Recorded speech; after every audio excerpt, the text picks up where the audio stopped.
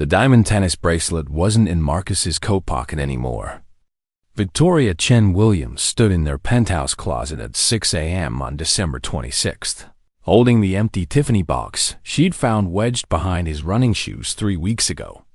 She'd memorized every detail, the receipt tucked inside showing a purchase date of December 3rd. The handwritten gift note that simply said, "Forever grateful." She'd photographed it all, then carefully replaced it exactly as she'd found it. Now the box sat empty in her hands, while her husband of 11 years slept peacefully in their bed. His phone face down on the nightstand, still buzzing with unanswered messages. Victoria had built her life with precision. At 39, she was the youngest chief innovation officer in her company's history. A black woman leading technology transformation at a Fortune 500 financial services firm in downtown Chicago. She'd graduated MIT at 20, earned her MBA from Wharton at 23, and met Marcus Williams at a tech conference in San Francisco when she was 27. He'd been charming, ambitious, the founder of a promising logistics software startup. They married 8 months later. Now Marcus's company, Streamline Solutions, was worth $2.3 billion. Their Lincoln Park penthouse overlooked Lake Michigan. They attended charity galas, summered in Martha's Vineyard, and were regularly featured in business magazines as a power couple redefining success. Victoria had supported every pivot, every late night, every risk that built his empire. She'd postponed having children for his company launches. She'd turned down job offers in other cities because he needed to stay in Chicago. She'd believed they were partners. The bracelet changed everything. Christmas morning, Marcus had kissed her forehead at 9 a.m., dressed in his favorite cashmere sweater. "Emergency investor call," he'd said, grabbing his keys. "Singapore time zones. You know how it is. I'll be back by 2. We'll do presents then." Victoria had nodded, smiled, wished him productive negotiations. She'd spent the morning in their state-of-the-art kitchen preparing honey-glazed ham, roasted Brussels sprouts with bacon, sweet potato casserole, his favorite meal. She'd set their dining table with the fine china they'd received as wedding gifts but rarely used. She'd placed his present, a vintage Patek Philippe Mauvais watch he'd mentioned wanting under their 12-foot Christmas tree. Then she'd put on dark jeans, a black turtleneck, and her warmest coat. She'd gotten in her Tesla and followed him, not to his office downtown, not to any investor meeting, but to the Four Seasons Hotel on East Delaware Place, where she watched him meet a woman in the lobby, young, blonde, elegant, in a cream-colored dress. She watched them embrace. She watched him hand her a Tiffany bag. She watched the woman open it, pull out the tennis bracelet, throw her arms around his neck. She watched him kiss her like Victoria no longer existed. Victoria sat in the hotel parking garage for 6 hours. She didn't cry, that surprised her. She'd expected tears, rage, the dramatic collapse you see in movies. Instead, she felt a cold, crystalline clarity settling over her thoughts like frost forming on glass dot. She watched hotel guests come and go. Watched families checking in with luggage and excitement. Watched couples holding hands. Watched the sky change from morning bright to afternoon gray while Christmas music played faintly from the hotel lobby speakers. At 3:47 p.m., Marcus emerged alone. His hair was disheveled. His sweater was wrinkled. He was smiling at his phone as he walked to his car, a silver Porsche Taycan they'd bought together last spring to celebrate Streamline Series D funding. Victoria waited 30 minutes after he drove away. Then she drove home carefully, taking Lakeshore Drive, giving herself time to think. The ham sat on their kitchen island, perfectly cooked, untouched. The Brussels sprouts had gone cold. The table she'd set with such care looked like a stage set for a play that would never be performed. Marcus arrived home at 4:20 p.m., slightly out of breath. "Traffic was absolute murder," he said, kissing her cheek. His lips felt like ice against her skin. Singapore investors are impossible wanted to discuss every single metric. But hey, Merry Christmas, baby. Sorry, I'm late. He handed her a large Nordstrom bag. Inside was a black Burberry coat she'd never mentioned wanting. Beautiful, expensive, completely impersonal. It's perfect, Victoria said. Her voice didn't shake. Thank you. They ate Christmas dinner at their dining room table. Marcus talked about the investor call, spinning an elaborate fiction about market concerns and valuation discussions and strategic pivots. Victoria watched him lie to her face with the same easy confidence he used in boardroom presentations. She'd always admired his communication skills. Now she understood they were just polished deception. After dinner, he fell asleep on their Italian leather sectional watching an NBA game. Victoria went to her home office, opened her laptop, and began documenting everything. Victoria had spent 15 years in corporate America. She understood power dynamics, strategic planning, and the importance of documentation. She knew how to build an airtight case. She knew how to gather evidence without leaving fingerprints. She knew how to be patient when patience mattered most. She used those skills now. The morning after Christmas, she called her office voicemail from a coffee shop in Wicker Park, 20 minutes from home, and left herself a message about reviewing quarterly reports. Then she contacted Reynolds Investigations, a firm she'd researched extensively. Former Secret Service agents, impeccable reputation, complete discretion. I need everything, she told Marcus Reynolds, the firm's founder, during their initial meeting in his Michigan Avenue office. Timeline, locations, financial transactions, communications, all of it. Reynolds was in his 60s, calm and professional. Tell me what you know. Victoria laid it out methodically. The hidden bracelet. The fabricated investor meeting. Christmas Day. The Four Seasons. The blonde woman in the cream dress. I work in financial services, Victoria continued. I understand forensic accounting. If he's using company funds for personal expenses, that's corporate fraud. I need you to examine Streamline's expense accounts. Reynolds raised an eyebrow. That requires access to protected systems. I have access, Victoria said quietly. We share certain accounts for tax purposes. Same passwords for multiple platforms. He never thought I'd use them this way. She paused. I'm not breaking laws. I'm examining joint financial records and reporting fraud if I discover it.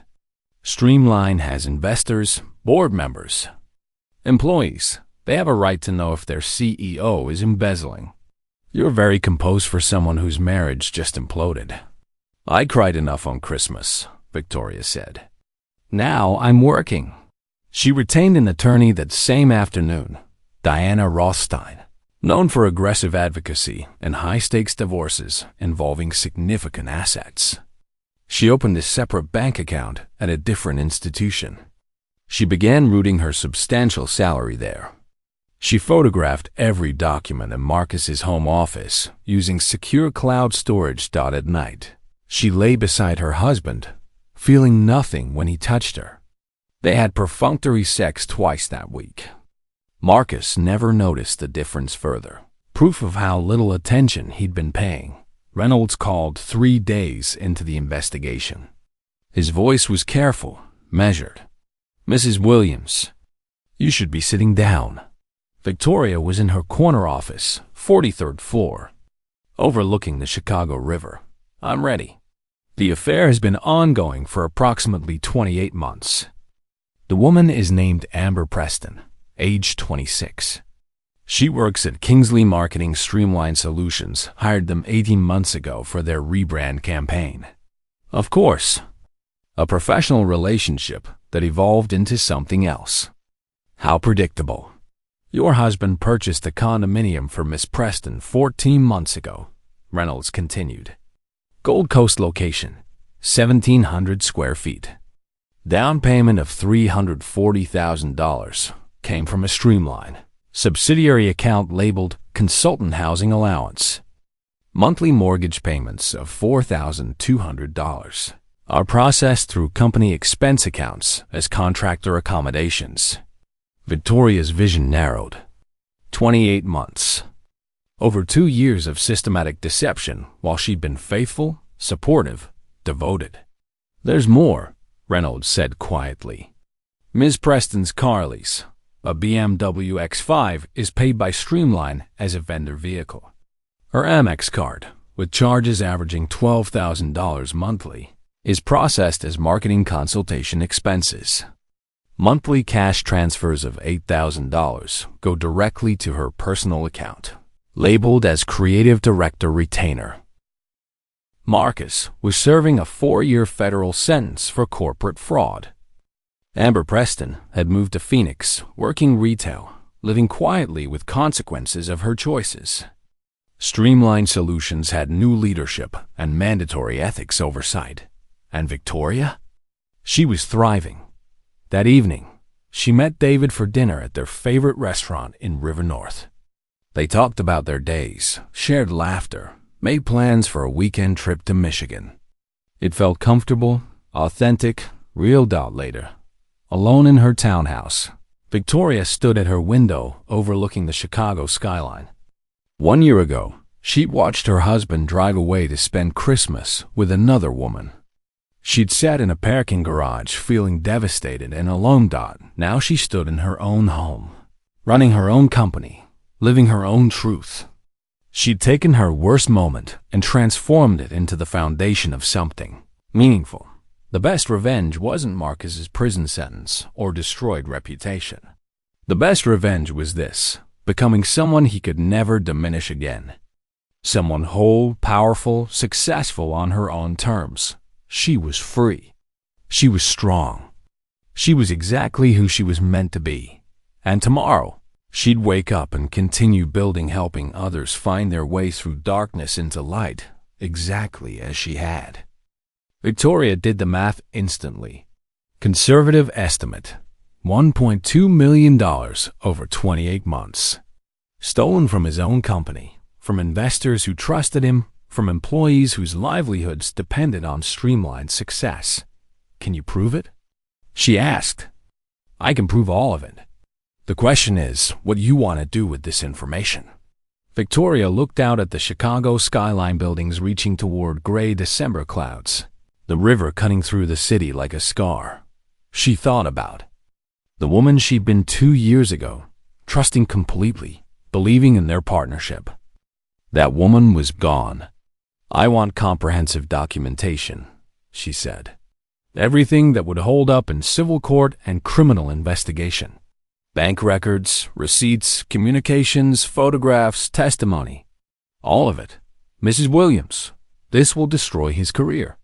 "He destroyed our marriage while committing corporate fraud," Victoria said flatly. "I'm just making sure the truth comes out." "Understood," Reynolds said. "I'll compile everything within 2 weeks."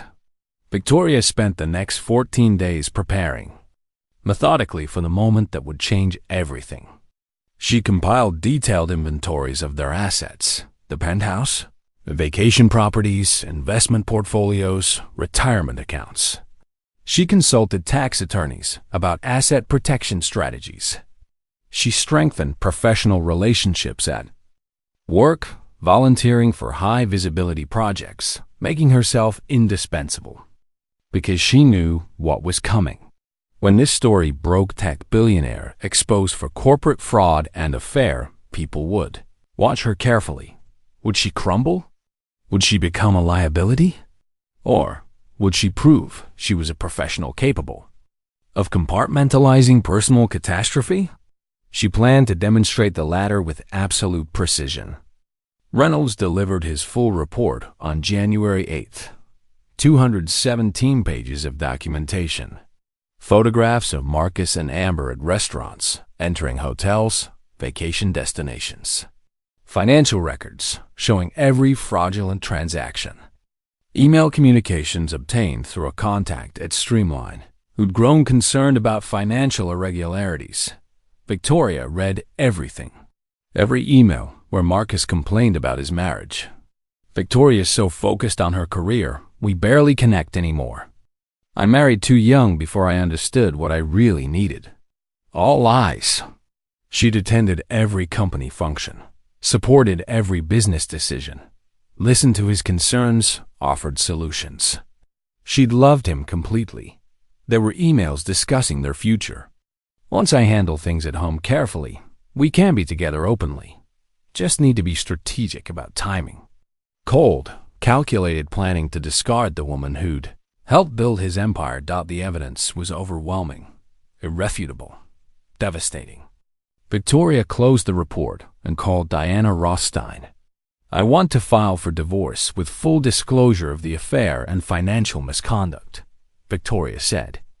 I want to file a civil suit for damages. And I want to submit a whistleblower report to the SEC and the Illinois State's Attorney regarding corporate fraud. All on the same day. That will destroy him publicly. He destroyed us privately for 28 months while stealing over $1 million, Victoria said quietly. I'm choosing integrity over protecting someone who betrayed me. That's not revenge. That's justice. Diana was silent for a moment. Then let's get to work. The news broke on February 14th, Valentine's Day. Victoria's attorney timed it deliberately. Maximum symbolic impact. Streamline Solutions CEO under investigation for corporate fraud. Tech entrepreneur accused of embezzling $1.2 million for extramarital affair. Billionaires. Wife files explosive divorce revealing years of deception. Victoria woke that morning to 43 missed calls and 87 text messages. She dressed carefully charcoal. Suit, minimal jewelry, hair pulled back in a sleek bun. Professional. Unshakable. Dignified. At work, colleagues approached with careful sympathy. If you need anything, take time off if necessary. We're here for you. Victoria smiled graciously, thanked them, and buried herself in work. She attended every meeting, exceeded every deadline, demonstrated absolute composure. By the end of the week, people stopped whispering. They saw she wasn't broken. She was functioning at the highest level, possibly stronger than before. Marcus tried calling 62 times in 3 days. She blocked his number. He sent emails angry, pleading, accusatory. Her attorney handled all communication. The Streamline board placed Marcus on immediate administrative leave. The SEC opened a formal investigation. Major investors demanded emergency meetings. The company's valuation dropped 17% in 48 hours. Public opinion was swift and merciless. Marcus's social media filled with condemnation, fraud, cheater, disgrace. Some people blamed Victoria. She must have known. This is revenge, but most commentary supported her. She did the right thing.